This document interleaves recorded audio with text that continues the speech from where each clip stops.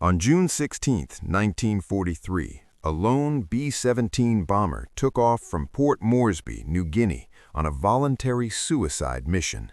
Its tail number ended in the digits 666. The ground crews called it the Cursed Ship. It was a piece of junk salvaged from a scrapyard, flown by a crew of misfits and rebels that no other commander wanted. But this wasn't an ordinary bomber. The pilot, Captain Jay Zeamer, and his bombardier, Joe Sarnoski, had turned this scrap metal into a flying battleship.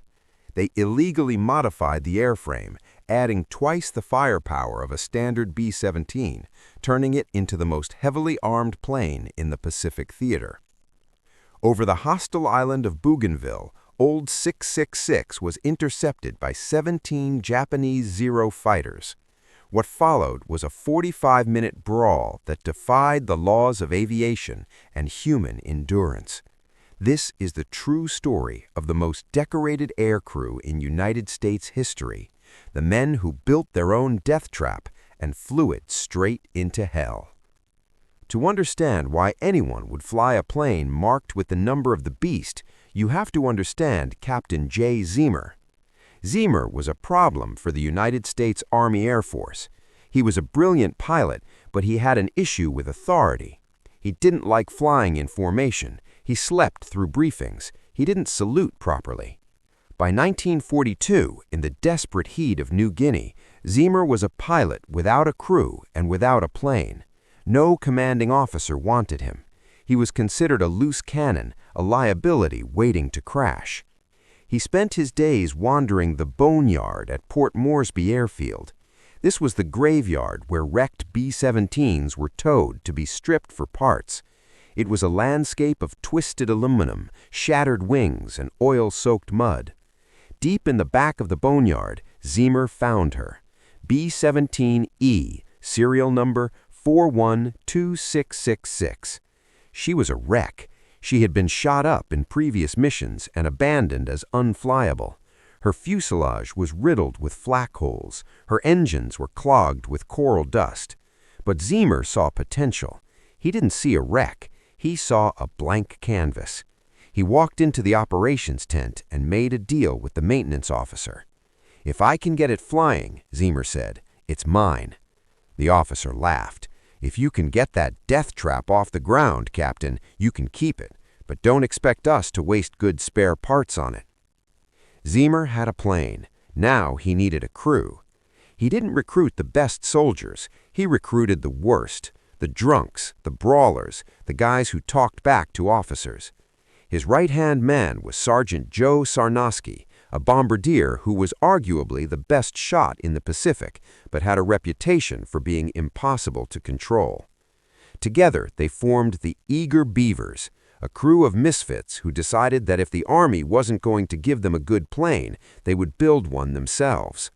They started working on Old 666 at night, stealing parts from other wrecks, trading whiskey for spark plugs, and welding patches over the bullet holes. But Zeamer had a radical idea. He looked at the standard B-17 defensive armament and shook his head. "Not enough," he told Sarnoski. A standard B-17 had a weak spot, the nose. A Japanese fighter attacking head-on faced only a single flexible .30 caliber machine gun. It was a fatal flaw. Zeamer decided to fix it. He didn't ask for permission. He went to the scrap pile and scavenged .50 caliber machine guns from destroyed fighters. He mounted a fixed .50 cal in the nose that he could fire from the pilot's yoke, turning the heavy bomber into a massive fighter plane. Then he added another and another. Sarnoski modified the nose cone to hold twin guns. They put guns in the waist windows, guns in the radio room, guns where no guns should be. By the time they were done, Old 666 bristled with 19 machine guns instead of the standard 13. It was heavier, slower, and uglier than any other plane on the runway, but it had teeth. The crew of Old 666 didn't just fix the plane, they wanted to use it. They began volunteering for missions that other squadrons turned down, reconnaissance, solo photography runs. They flew into storms and flak, always returning with holes in the wings and valuable intelligence. They earned a reputation. If you had a job that required a death wish, you called Jay Zeamer. In June 1943, the U.S. Marines were preparing to invade the island of Bougainville. It was a Japanese fortress, 40,000 enemy troops, heavy artillery, and multiple airfields. The problem was the maps. The Navy's charts were from the 19th century. They were useless. If the Marines landed blind, it would be a massacre like Tarawa. The 5th Air Force needed photos. Specifically, they needed photos of the Empress Augusta Bay, the most heavily defended coastline on the island. A reconnaissance mission requires a specific flight profile. To get usable photos, the pilot must fly perfectly straight and level at a steady altitude for 20 minutes. No banking, no weaving, no evasive maneuvers. It makes the plane the easiest target in the world, a stationary dot in the sky for every anti-aircraft gunner and fighter pilot. When the request came down, every squadron commander rejected it. It was suicide. Then Jay Zeamer saw it. He didn't hesitate. He gathered his crew under the wing of old 666. "We're going to Bougainville," Zeamer told them. "We're going to map the beaches. It's going to be rough. If anyone wants to sit this out, step forward now." Nobody stepped forward. Joe Sarnoski just racked the slide of his nose-mounted machine gun. "Let's go take some pictures," he said. On the morning of June 16th at 0400 hours, old 666 taxied onto the runway. She was overloaded with fuel, ammunition, and cameras. The engines roared, struggling against the tropical humidity. Zeamer pushed the throttles to the firewall. The lumbering beast clawed its way into the black sky, heading north toward the Solomons. They were alone, one bomber against an empire. They reached Bougainville at 800 hours. The island looked peaceful from 25,000 feet, a green emerald floating in a turquoise sea. But down in the jungle, thousands of Japanese troops were manning anti-aircraft batteries. Zeamer leveled the plane. "Camera on," he ordered. The photographer in the belly of the plane opened the hatch. The massive aerial camera began to click, click, whir, click, whir. For the next 20 minutes, old 666 had to fly a straight line, steady as a rock. They flew over the coastline, they flew over the mountains. Then they flew over Buka Airfield. It was the main Japanese fighter base in the Solomons. Zeamer looked down. He saw the runway, and he saw movement. Dust clouds were kicking up on the airstrip. Tiny specks were racing down the tarmac. "Bandits taking off," Zeamer announced calmly over the intercom. "Looks like a welcoming committee." The crew rushed to their guns. They expected a patrol, maybe 3 or 4 planes, but the dust kept rising. 5 planes, 10, 15, 17 Mitsubishi A6M0s climbed into the air. 17 of the most agile fighters in the world against one lumbering bomber. The math was impossible. Sarnoski, in the nose, watched them climb. "Skipper," he said, "they're coming up fast. Should we abort?" Zeamer looked at his flight path. They still had 5 minutes of mapping left to cover the critical landing beaches. If they turned now, the mission was a failure. The Marines would land blind. "Negative," Zeamer said, his voice flat. "We hold the course. We finish the run." He tightened his grip on the yoke. He knew that by the time the camera finished clicking, the Zeros would be at their altitude. He was voluntarily flying into a firing squad. The Japanese flight leader was experienced. He examined the lone American bomber as he climbed to altitude. He recognized the silhouette immediately. It was a B-17E, an older model, a dinosaur compared to the newer F and G models. Every Japanese pilot knew the weakness of the E model, the nose. It was defended by a single lightweight .30 caliber machine gun that could barely scratch the paint of a fighter. To the Japanese commander, old 666 looked like a free kill, a slow, fat turkey served up on a platter. He signaled his wingmen. They would execute a 12 o'clock high attack, diving straight at the nose of the bomber, smashing the cockpit glass and killing the pilots before the plane's heavy side guns could bear on them. It was a textbook execution maneuver. 5 Zeros lined up in a row, They banked and dove, engines screaming. At 800 yards, their wings lit up. 20mm cannon shells and 7.7mm machine gun bullets whipped past the B-17. Inside the nose of the bomber, Joe Sarnoski watched them come. He wasn't holding a .30 caliber pea shooter. He was gripping the spade grips of twin 50 caliber Browning machine guns, the ones he had modified himself. Behind him, in the cockpit, Jay Zeamer lined up the nose of the plane. He had a fixed 50 cal mounted right by his head, wired to a button on his yoke. They waited. 700 yards, 500 yards, 300 yards. The lead Zero pilot must have been confused. The American wasn't turning, he wasn't diving, he was flying right down the throat of the attack. At 200 yards, Zeamer and Sarnoski opened fire simultaneously. The result was devastating.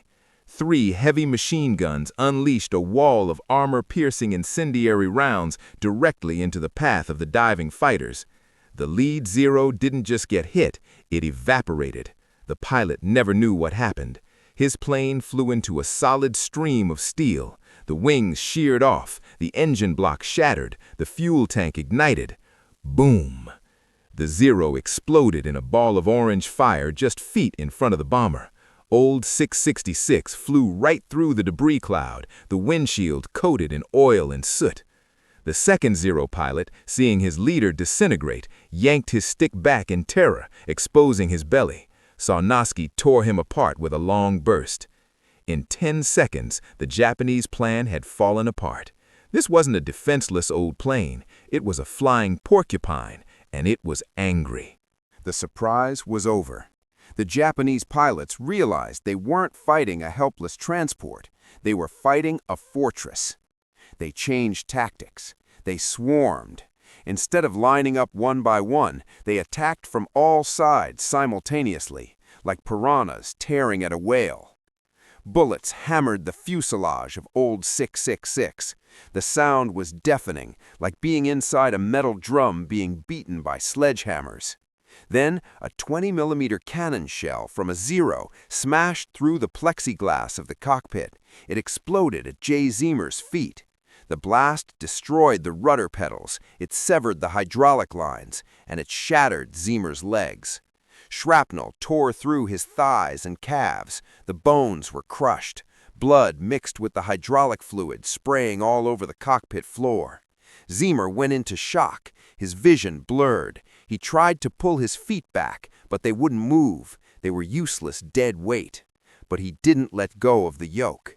If he let go, the plane would spin into the ocean.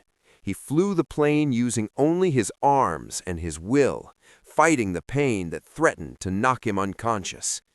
In the nose compartment, the situation was even worse. A shell had exploded directly inside the bombardier's station. Joe Sarnoski was blown backward into the crawlway. He was riddled with shrapnel. A large wound opened in his stomach. He was dying. He knew it. Most men would curl up and wait for the end. Sarnoski crawled back to his guns. He dragged his bleeding body across the floor, pulled himself up to the twin 50 calibers, and started firing again. He shot down a second Zero that was trying to finish off the pilot. He collapsed, fired again, and collapsed again. He was trading the last seconds of his life for the safety of his crew. The damage wasn't just to the crew, it was to the life support. Another burst of machine gun fire severed the oxygen lines. At 25,000 feet, the air is too thin to breathe. Without masks, hypoxia sets in within minutes. The crew began to feel the deadly euphoria of oxygen deprivation. Their movements slowed, their vision tunneled. Zeamer, bleeding to death in the pilot's seat, realized they had a choice: stay high and suffocate, or dive and probably crash.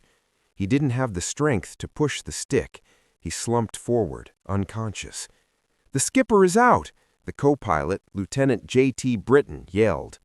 Britton grabbed the yoke. He fought the dead weight of the plane and the unconscious body of his commander. He pushed the nose down. Old 666 fell out of the sky. It wasn't a controlled descent. It was a terrifying, shuddering dive.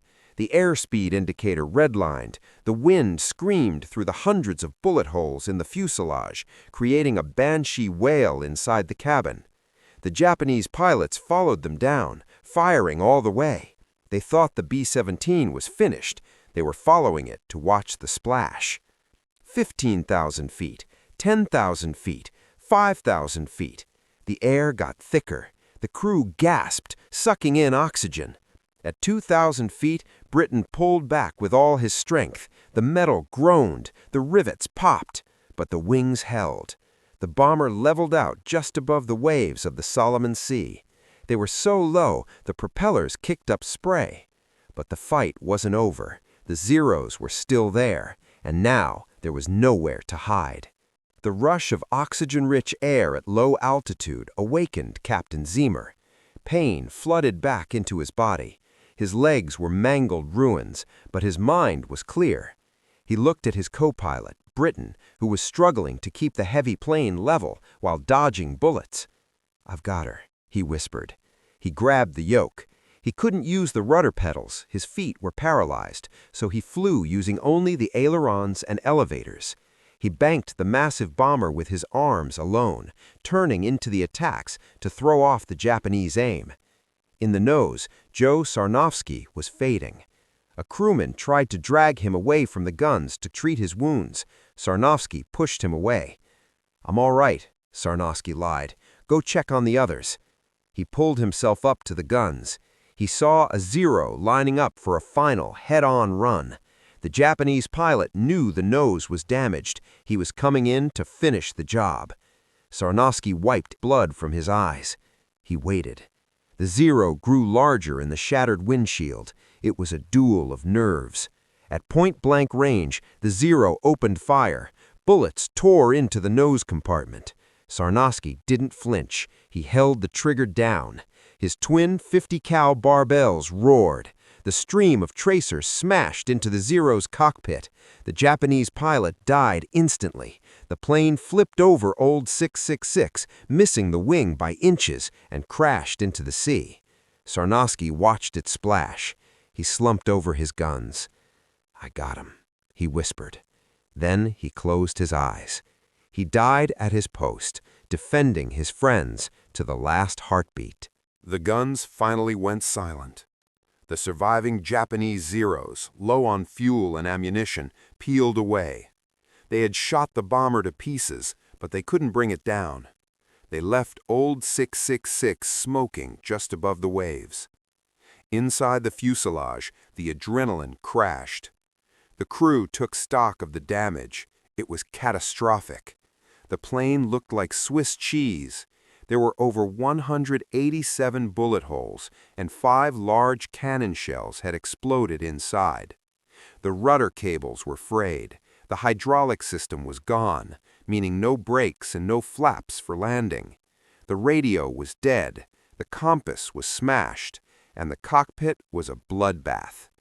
Captain Zeamer was fading fast. He had lost liters of blood. Lieutenant Britton, the co-pilot, was flying the plane, but he didn't know the way back to Port Moresby. The navigation charts were covered in blood. Every few minutes, Zeamer would regain consciousness. "Heading?" Zeamer would whisper, his eyes rolling back. 270, Skipper," Britton would reply. "Correct to 265. Watch the mountains," Zeamer would gasp before passing out again. They had to cross the Owen Stanley Mountains, a razor-sharp spine of rock rising 13,000 feet into the air. With damaged engines, the heavy bomber struggled to climb. They threw everything overboard: machine guns, ammo boxes, cameras, armor plating.